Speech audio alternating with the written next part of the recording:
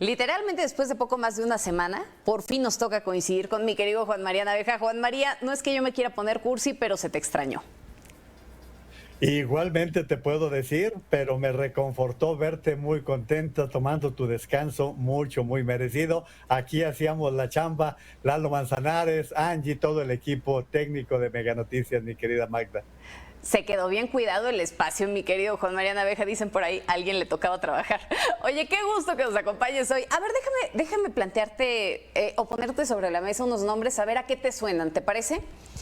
Alejandra Viene, Cuevas, Laura Morán, pues Emilio Lozoya, los científicos del CONACYT, Julio Scherer, Rosario Robles. ¿Cómo a qué te suena todo esto? Pues me suena a un uso y desuso de la justicia y te agregaría un nombre de hoy, Pío López Obrador. Resulta, mi A ver, querida Magda, platícanos. entrando en este mismo tema, que la ministra de la Corte, Yasmín Esquivel Mozo, quien como tú sabes es la esposa del constructor favorito del presidente de la República, el ingeniero Riobó, pues tomó la decisión de ordenar que no que el Tribunal Electoral Fiscal General de la República no entregue al INE las carpetas de investigación sobre presuntos delitos electorales cometidos por Pío López Obrador y David León. Este asunto que ya va creo que para 2 años, mi querida Magda, y que cuando fue Pío a la Fiscalía General de la República le dieron trato VIP, pues ahí está lo que estás diciendo tú, mientras a uno como Rosario Robles, que andaba fuera del país, regresa para atestiguar, la encierran con base en un documento falso. Tenemos también lo que ocurrió con Lozoya, a quien trasladaron desde España en avión privado, lo llevaron a un hospital privado, o Alejandra Cuevas, una mujer que no tenía, ni la debía, ni la temía, ni nada, y la metieron a la cárcel nomás por purititas ganas del fiscal Gers Manero. Y Eso que, es, y que ¿sabes qué? lamentablemente. Y que sabes que, Juan María, nada más déjame abrir un paréntesis, porque vale la pena hacer una aclaración. Nadie dice que Rosario Robles sea inocente o no. Eso es algo que tendrán que determinar las autoridades. Lo que sí se ha dicho y lo que sí se ha señalado es que su proceso se podría estar llevando en libertad. Es decir, que ella podría estar atravesando por todo este proceso, acudiendo a las audiencias y demás, estando en libertad. Eso es lo que se ha señalado en reiteradas ocasiones, porque de pronto quieren manejarlo al revés, ¿no? Se están defendiendo delincuentes. No, a ver, nadie dice si es culpable o inocente, eso le toca a las autoridades competentes. El asunto es hasta dónde podría estarse llevando este caso de la manera en la que se está haciendo actualmente, ¿no? Con Rosario Presa. Es que es precisamente lo que ustedes están planteando este día, mi querida Magda, que es el uso político de la justicia en sus dos ámbitos, en la procuración y en la impartición de la justicia. Si tú revisas los asuntos de los que se señalan al fiscal general de la República hasta 2018, y después de 2018 cambian completamente, tanto en el ámbito privadísimo, como podía ser la relación con su hermano Federico, o el ámbito profesional, que ahora está convertido ya en investigador en el más alto nivel del CONACYT, cosas de esa naturaleza que se obviaron una vez que llegó a la Fiscalía General de la República. Y luego vámonos a la Suprema Corte de Justicia de la Nación, que, mi querida Magda, tú y yo hemos reconocido a la Corte cuando ha dado pasos de reconocerles, pasos importantes en los cuales han mostrado autonomía y determinación. Pero no podemos obviar que Arturo Saldívar, desde que asumió la presidencia de la Corte, se alineó al presidente de la República, atacó a Felipe Calderón, y no te voy a decir que fuera injusto porque fue quien lo propuso, eso no tiene nada que ver, sino tiene que ver con la forma en que él ha dicho, inclusive Arturo Saldívar, que tiene que tomarse en cuenta la posición política, la opinión. No. Aunque el presidente diga, no me vengan con el cuento de que la ley es la ley, para los ministros de la Corte, la ley es la ley. No tienen otro instrumento, mi querida Magda. Y lo que ocurrió, nada menos esta semana. Pero ya ves de que en ese sentido dice el presidente que no le vengan con que la ley es la ley, ¿no? O sea, a ver, es que de pronto cuando hay algo que no está funcionando directamente o que va en contra de lo que está planteando el gobierno federal, entonces que no se le venga con eso, que no se le venga con que la ley es la ley. pero cuando se aprueba, entonces sí dicen, no, pues es que los ministros están muy bien, garantizan la impartición de justicia, están del lado del pueblo. Es un discurso tan ambiguo que eso nos lleva entonces a entender por qué el Estado de Derecho está como está en nuestro país. Ve lo desaseado que ha sido el asunto de lo de la ley de la industria eléctrica, de principio a fin, de principio, ¿por qué una ministra con conflicto de interés es la ponente? Es quien lleva un tema que además desconoce, mi querida Magda, no tiene la menor idea de las implicaciones que tiene una industria como la industria eléctrica. Aún así, antes de llegar a la votación, ya sabíamos que había 3 votos de los 4 indispensables: el de Saldívar, el de Yasmín Esquivel y el de la propia ministra ponente. Ya lo sabíamos de antemano. Se agregó el cuarto. ¿Y qué fue lo que se dijo? Que porque el ministro Gutiérrez Ortiz Mena aspira a suceder a Saldívar en la presidencia y le están dando la promesa de que una vez que termine el periodo de Saldívar, él será el sucesor. Eso es especulación, no lo estoy diciendo yo de que sea de cierto. Pero, como te consta, en los últimos días, el senador Álvarez y Casa ha venido solicitando que se limpie el tema de la forma en que se trató este asunto, porque desde la semana pasada sabemos que por lo menos en 2 de los preceptos que se discutieron en la Corte hubo 8 ministros, entre ellos Gutiérrez Ortiz Mena. Por eso Álvarez y Casa ha venido insistiendo, vamos revisando las actas, el secretario contó mal. Y en esto, yo no sé, creo que viste el video, mi querida Magda, en donde Saldívar prácticamente le faltó decir cállese, ¿no? Como dice SB Champs, cállate Hugo, no le faltó decirle eso al ministro cuando quiso hablar y lo calló. Va en ese sentido el hecho de que Emilio Álvarez y Casa dice que hubo ahí una operación política, que hubo detrás una operación política, que si lo diríamos con otras palabras, pues suena cabildeo, ¿no, Juan María? No, totalmente. Ahora, el cabildeo... Digo, para ser un poco sarcástica, ¿no?, con el término.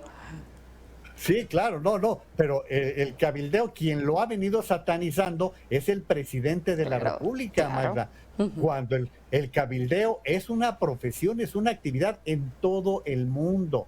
Que está bien o está mal, a eso le corresponde también revisarlo a los legisladores y a los propios ministros, porque vas a recordar que un día antes, horas antes de que empezara la Corte a discutir este tema, se hizo presente el secretario de Gobernación. ¿Como para qué? ¿Como por qué el segundo de a bordo del Ejecutivo se presenta en las oficinas de otro poder, un poder autónomo que debe de tener estas responsabilidades? O sea, todo esto es una serie de cosas que van más allá de la cortesía.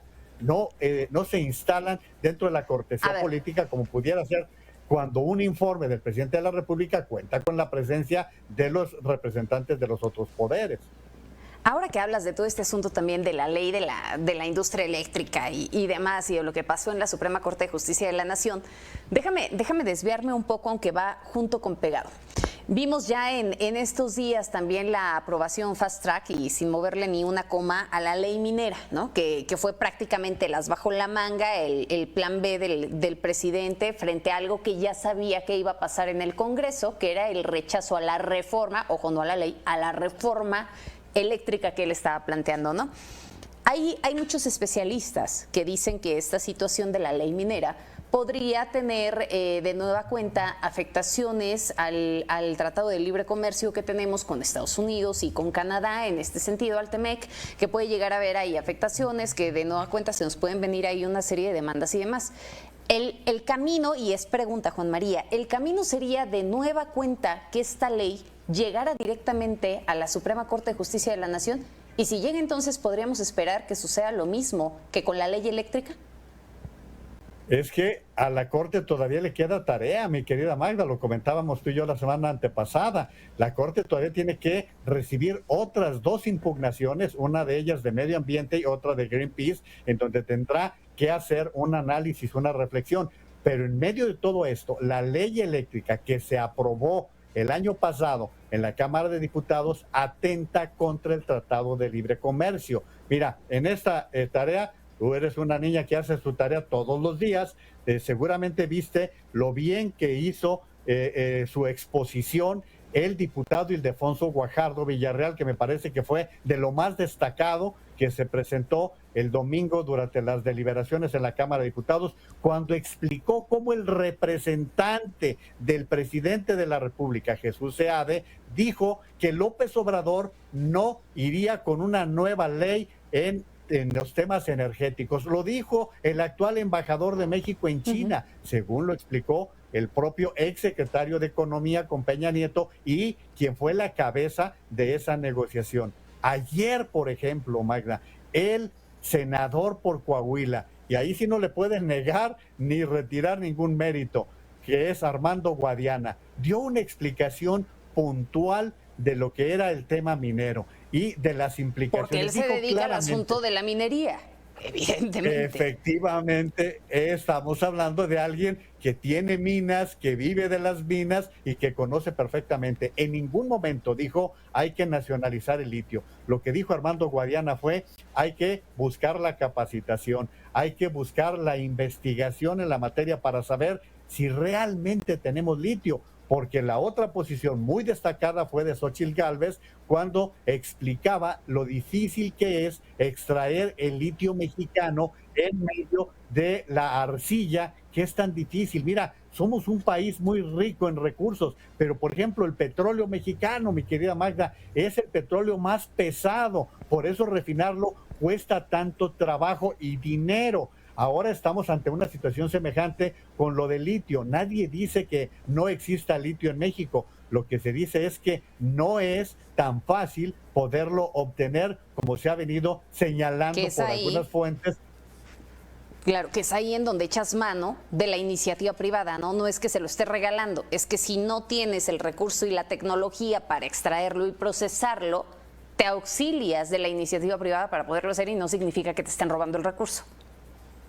Te compro lo que acabas de decir, exactamente así es, mi querida Magda. Aparte, lo que decía Damián Cepeda, otra empresa paraestatal, más burocracia, y se ha hecho la referencia de Uramex, pues ahí está el ejemplo. ¿Para qué hacemos Litiomex? Necesitamos dinero, no tenemos, no hay dinero para hacer las investigaciones, porque si por alguna razón se han llegado allí empresas chinas en Sonora, como se ha venido mencionando, pues ¿por qué hasta ahora no han hecho ninguna excavación para poder extraer el litio como se está venido mencionando? Esta es la realidad que estamos viviendo y subrayaría de cierre, mi querida Magda, tenemos más de un año aquí en Mega Noticias hablando de que la carencia de México se llama Estado de Derecho, mi querida Magda. Y que ve nada más con qué cierre está rematando, mi querido Juan María, ¿no? Porque empezamos justamente con eso, el uso político que se le está dando a la justicia. Rematamos con toda la situación de estas últimas leyes que se están discutiendo, bueno, la última ley que fue aprobada y todo lo que tuvo que pasar también con la ley de la industria eléctrica, y estamos rematando con el asunto clave, el Estado de Derecho. Querido Juan María, como siempre es un gusto, te veo y te escucho mañana, no te me escapas. Me dará mucho gusto ya no verte por Twitter. Y me da mucho gusto verte tan relajadita. Te veo mañana, que no vas a durar excelente tarde. No, ya ni me digas, el estrés, ya sabes, todos los días está todo lo que da. Pero bueno, nosotros hacemos una pausa, regresamos con más.